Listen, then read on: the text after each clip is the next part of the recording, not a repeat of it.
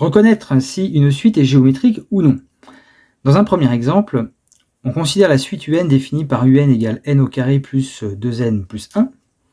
On calcule par exemple les 4 premiers termes. Donc U0, c'est 0 au carré plus 2 fois 0 plus 1, ça fait 1.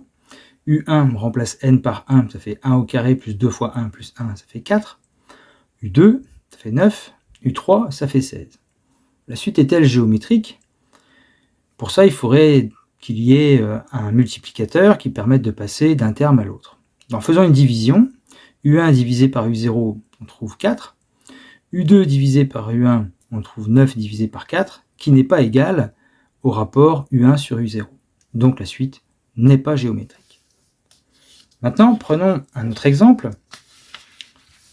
Exemple numéro 2. Considère cette fois-ci la suite définie par UN égale 2 fois 3 puissance n. On calcule, comme dans l'exemple 1, quelques termes.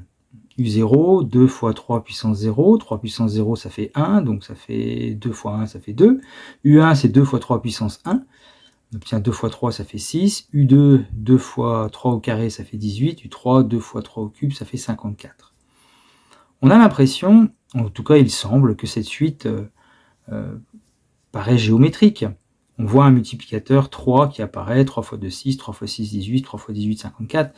Oui, mais cela est insuffisant pour expliquer que c'est vraiment une suite géométrique. Je vous rappelle qu'une suite, c'est une liste infinie. On a juste observé sur les premiers termes qu'il y avait un multiplicateur 3. Le problème est de savoir si ce multiplicateur 3 va se répéter de manière infinie.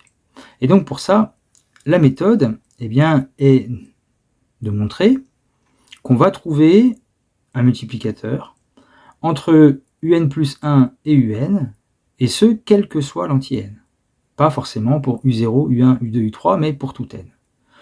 Donc, la question se pose sur UN plus 1. Eh bien, pour tout n, comme UN est égal à 2 fois 3 puissance n, eh bien, UN plus 1, c'est 2 fois 3 puissance n plus 1. Et propriété sur les puissances, a puissance n plus m, c'est a puissance n fois a puissance m. Donc 2 fois 3 puissance n plus 1, c'est 2 fois 3 puissance n fois 3 puissance 1.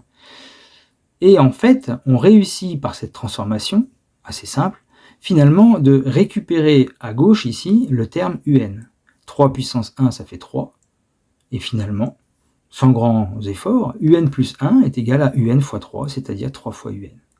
Donc en transformant l'expression de un plus 1, on essaye en fait de faire réapparaître le terme un, et puis en espérant qu'il y aura un multiplicateur constant à côté. Ce qui est le cas ici, ce qui nous permet de dire que la suite est géométrique de raison 3.